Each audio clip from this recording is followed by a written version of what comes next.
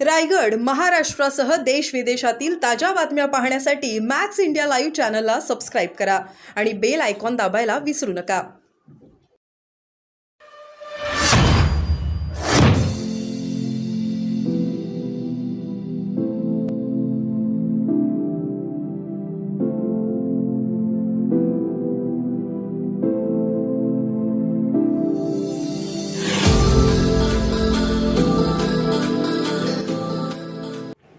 जय महाराष्ट्र.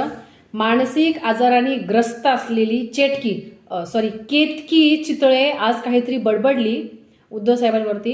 काय ग ढसमुसळे, तेवढी ते काही तुझी लायकी नाही की तू आदरणीय उद्धव साहेबांवरती बोलावी.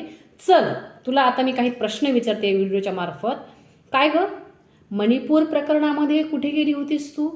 तुला एक स्त्री म्हणून मणिपूर प्रकरणामध्ये एखादी पोस्ट करावी, एखादा प्रश्न विचारावा म्हणून तुला असं वाटलं नाही का? सोड. बर, पुलवामा हल्ल्याबद्दल तुला कधी एक भारतीय म्हणून तुला प्रश्न करावा असं वाटलं नाही का ग? चल सोड तोही प्रश्न.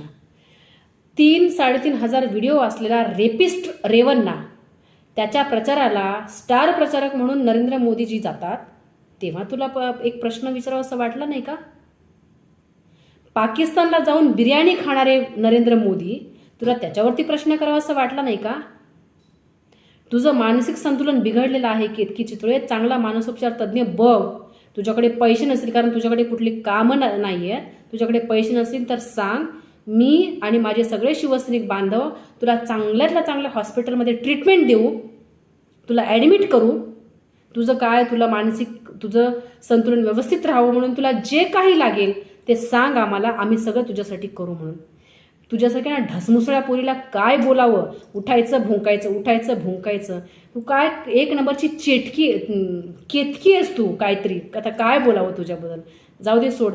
कधी ना तुझा आत्मा जर जिवंत असेल ना, तर त्या आत्म्याला प्रश्न कर की आपण फक्त कोणाची तरी चाकरी म्हणून आपण प्रश्न करतोय, पण एक माणूस म्हणून तुला मणिपूर, पुलवामा या गोष्टींबद्दल तुला कधी प्रश्न करावेसे वाटले नाहीत का?